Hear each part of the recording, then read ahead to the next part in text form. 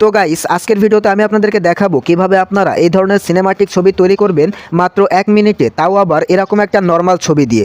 তো এই ধরনের ছবি তৈরি করার জন্য আপনাদের কিন্তু প্রত্যেকটা ছবির জন্য আলাদা আলাদা ফন্টের প্রয়োজন হবে। সো এই ফন্টগুলো কিন্তু যেই ছবির যেই ফন্ট সেটা কিন্তু আপনাদেরকে ভিডিওর শেষে দেখিয়ে দিব এবং সেই ফন্টগুলো কিন্তু আপনাদেরকে দিয়ে দিব এবং আপনাদেরকে এটাও দেখিয়ে দিব যে এই ফন্টগুলো আপনারা কিভাবে এখান থেকে নিয়ে ব্যবহার করবেন। তো চলুন ভিডিওটা শুরু করি।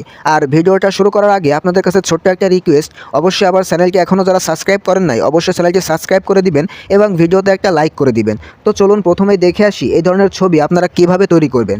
তো গাইস আমরা প্রথমে চলে যাব আমাদের মোবাইল ফোনে যে ক্রোম আছে এই ক্রোমে। সো এখানে আসার পরে এখানে আমরা সার্চ করব গুগল। সো আপনারা দেখেন এই যে আমরা গুগল জেমিনি লিখে আমরা সার্চ করে দিব। সো সার্চ করার পরে আমাদের সামনে কিন্তু এই যে ওয়েবসাইটটা চলে আসবে। সো আমরা এটার উপরে ক্লিক করে দিব। তো ক্লিক করার পরে এখানে দেখেন আমাদের সামনে কিন্তু এরকম অপশন চলে আসবে। সো আমরা কি করব, আমরা এটার উপরে ক্লিক করে দিব। সো আপনারা দেখতে পারতেছেন আমরা এটার উপরে ক্লিক করে দিব। ক্লিক করার পরে এখানে দেখেন লেখা আছে ক্রিয়েট ইমেজ। সো আমরা এটার উপরে ক্লিক করে দিব। ক্লিক করার পরে এই যে ফ্ল্যাশ অপশন আছে এই ফ্ল্যাশের উপরে ক্লিক করে দিব। দেওয়ার পরে এই যে দেখেন আপলোড ফাইল, এটার উপরে ক্লিক করে দিব। ক্লিক করার পরে আবার মিডিয়া, এই মিডিয়ার উপরে ক্লিক করে দিব। দেওয়ার পরে যেই ছবিটা দিয়ে আপনি তৈরি করতে চাচ্ছেন সেই ছবিটা এখান থেকে আপনি নিয়ে নেবেন। সো আমি যেই ছবিটা দিয়ে তৈরি করব সেই ছবিটা কিন্তু আমি এখান থেকে নিয়ে নিচ্ছি।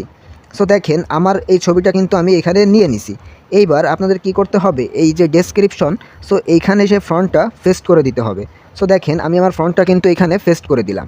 দেওয়ার পরে এই যে দেখেন এই যে অপশনটা, এই অপশনটার উপরে ক্লিক করতে হবে। সো দেখেন আমি এই অপশনটার উপরে ক্লিক করার পর এখানে কিন্তু একটু সময় নিচ্ছে। সো কিছুক্ষণের মধ্যে কিন্তু এটা তৈরি হয়ে যাবে। আর হ্যাঁ গাইস আপনারা দেখেন আমি এখানে যে ছবিটা দিছি, এই যে দেখেন এই ছবিটা আপনারা একটু দেখে নেন। আপনাদের কিন্তু এরকম একটা ছবি তুলতে হবে যে ছবিটাতে আপনাদের পুরো ফেসটা বোঝা যাচ্ছে। সো এরকম একটা ছবি কিন্তু আপনারা তুলে নেবেন। সো দেখেন গাইস মাত্র কয়েক মিনিটের মধ্যেই কয়েক সেকেন্ডের মধ্যেই কিন্তু আমাদেরকে এই ছবিটা কিন্তু তৈরি করে দিছে। সো দেখেন আমাদের পুরো ফেসটা আপনি এখানে যত সুন্দর স্পষ্ট ছবি দিবেন আপনাদের এইখানের ছবিটাও কিন্তু ততটা সুন্দর হবে এবং স্পষ্ট হবে। আশা করি আপনারা বুঝতে পারছেন। সো এবার আপনাদেরকে দেখাবো যে কোন ফন্টের জন্য কোন ছবির জন্য কোন ফন্ট।